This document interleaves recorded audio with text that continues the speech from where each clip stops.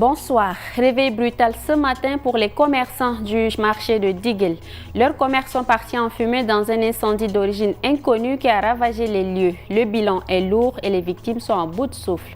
Autre chose également, l'Aïd al-Fitr approche à grands pas, marquant la fin du mois de Ramadan. Chacun s'active à sa manière pour les préparatifs. Cette fois-ci, nous partons à la rencontre de Dame Rabi Abderraouf, une chef dans l'art de la pâtisserie. Chez elle, les gâteaux occupent une place de choix sur ses tables.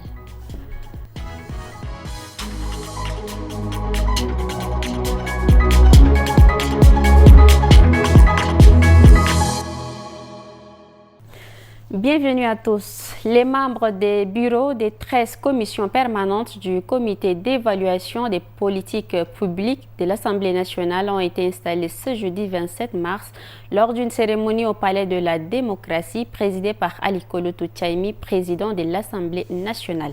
Gemadi Aristide, Koboyom Krios et Ataranay Dongarti pour plus de détails. Cette installation, seul point à l'ordre du jour de la session plénière, s'inscrit dans le cadre du règlement intérieur de l'Assemblée nationale. À cette occasion, le président du Parlement a donné des consignes aux nouveaux membres des commissions.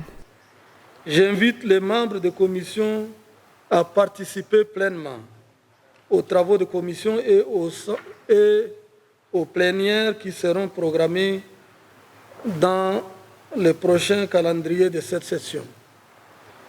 Je demeure convaincu que les membres du comité de commission qui ont reçu l'onction politique de leurs partis respectifs et promis au poste de responsabilité seront à la hauteur de leurs tâches par leurs compétences et par leur expérience pour conduire avec efficacité les travaux de commission dans l'intérêt supérieur de la nation. Ces commissions couvrent plusieurs domaines clés, dont la politique générale, l'économie, l'environnement, la santé, l'éducation, la sécurité et les affaires étrangères. Un violent incendie s'est déclaré tôt ce matin au marché de Diguel, réduisant en cendres près de 80 boutiques. L'origine du sinistre reste inconnue, mais les pertes sont considérables. Sur place, commerçants et riverains désemparés constatent les dégâts, tandis que le gouvernement s'est rendu sur les lieux. À la Tarom Ghislaine. Ce qui reste, ce sont des fers tordus et des murs noircis par les flammes. Le reste est parti en cendres. Au moins 80 boutiques ont été réduites en fumée. L'origine de l'incendie reste inconnue, mais il s'est déclaré tôt ce matin, alors que le quartier d'Iguel dormait encore. Impuissantes, les victimes constatent les dégâts. C'est la 5e fois que nos boutiques sont ravagées par un incendie. Cependant, c'est la première fois que les autorités se rendent sur les lieux. Depuis hier soir, elles sont à nos côtés.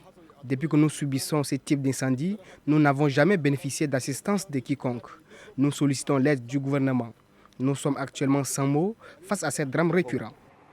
Tant bien que mal, les sapeurs-pompiers ont réussi à maîtriser les flammes, mais ils n'ont pas pu tout sauver. Aux premières heures, le gouvernement s'est rendu sur place pour constater l'ampleur des dégâts. J'aimerais qu'il soit rassuré que le gouvernement restera vraiment avec eux pendant ces moments difficiles. Et nous sommes conscients vraiment de l'ampleur des dégâts et cela va impacter énormément à leurs moyens de subsistance. C'est la 5e fois que le marché de Diguel est frappé par un incendie dévastateur. La mairie de Doba a ouvert ce 27 mars sa session budgétaire annuelle. La cérémonie d'ouverture a été présidée par le président du département de la Pende, Ahmad Hissène Awam. Tolobe Mbaïna Issam Dieudonné depuis Doba et Habiba Anguni pour le compte-rendu. Le budget de la commune pour l'exercice 2025 s'élève à 1,33 milliard de francs CFA, équilibré en recettes et en dépenses.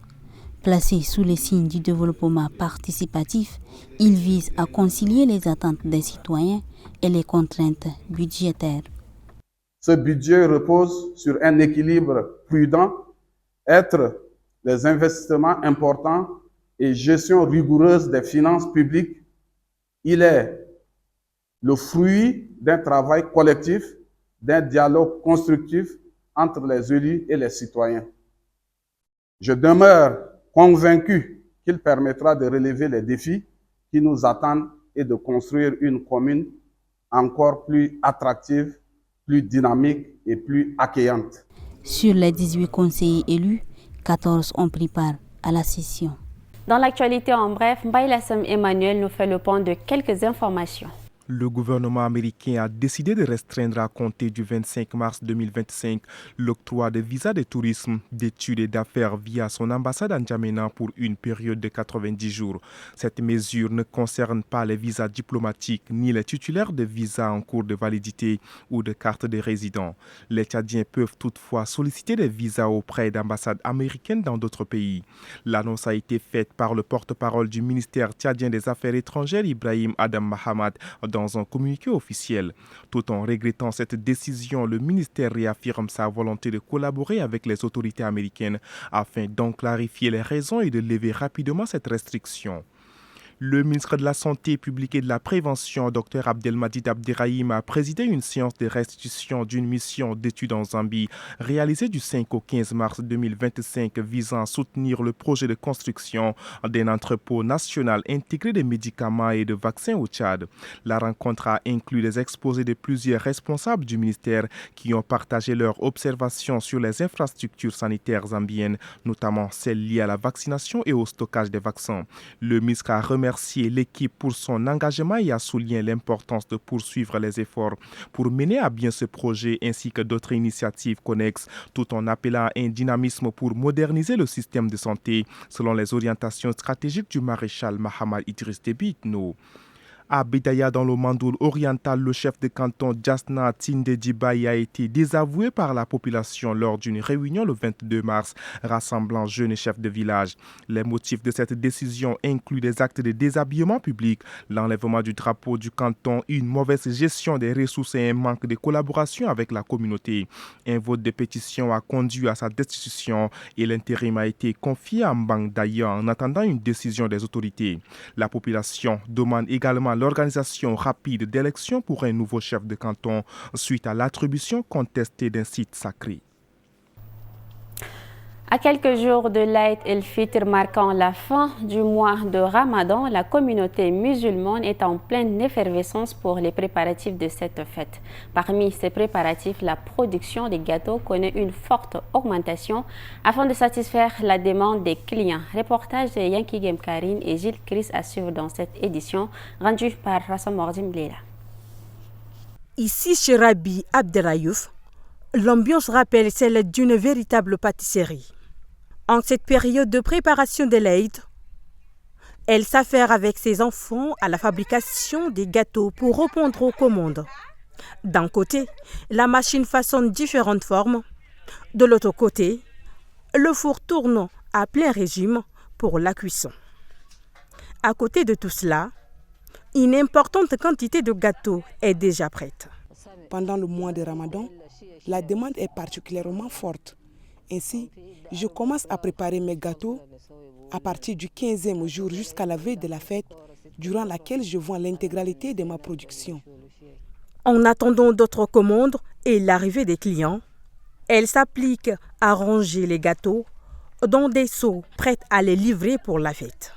Ce jeudi 27 mars, Paris Cash a apporté son soutien au centre d'éducation spécialisé pour les enfants à besoin de rééducation en offrant un don composé de vivres. La remise de ces kits alimentaires s'est déroulée dans les locaux du centre situé dans le quartier Paris-Congo. Guémé Moussa, Bonaventure Ralombay et Mbaye Emmanuel. Le don, composé des pâtes, farine, riz, sucre, huile et lait, a été remis ce matin par le responsable commercial de Paris Cash aux enfants du Césaire. Cette initiative s'inscrit dans le cadre des engagements constants de l'entreprise et illustre son action courageuse et pleine de compassion envers les plus vulnérables. Aujourd'hui, nous sommes dans ce centre d'éducation spécialisé pour les enfants retardés pour apporter notre aide et notre soutien à ces enfants qui y résident. Nous croyons en fait que chaque individu mérite d'être traité de manière digne. Et ces enfants, quel qu'en soit leur état, ont besoin d'aide et de soutien. Une aide saluée par la direction du centre. Votre présence ici traduit une valeur essentielle, celle de l'inclusion. Chaque enfant, quelle que soit ses capacités, a droit à l'attention, au respect et à l'accompagnement nécessaire pour s'épanouir pleinement. Aujourd'hui, par ce geste de groupe Paris Cash, nous souhaitons non seulement leur apporter du réconfort, mais aussi rappeler à tous l'importance de la bienveillance et de la générosité dans notre société. À travers cette action, Paris Cash réaffirme sa volonté de se tenir aux côtés de ceux qui ont le plus besoin de soutien. Et c'est tout pour cette édition. Merci à vous de l'avoir suivi. Bonne suite de programme.